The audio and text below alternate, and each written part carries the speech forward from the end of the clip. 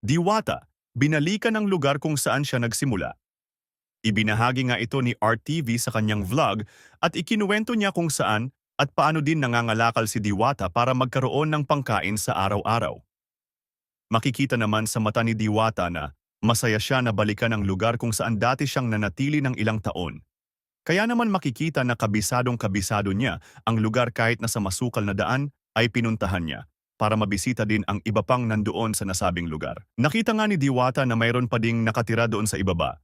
Kaya naman pinuntahan niya ito kahit na parang delikado ang daanan pababa sa nasabing lugar.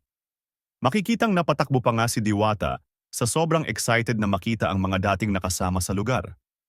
Balewala sa kanya kung masukal ang daan dahil sanay na siya rito. Bago nga sila umalis ay nakikipagtaguan pa ito sa mga vloggers at masayang-masaya si Diwata na makita at maikot muli ang lugar kung saan siya nagsimula at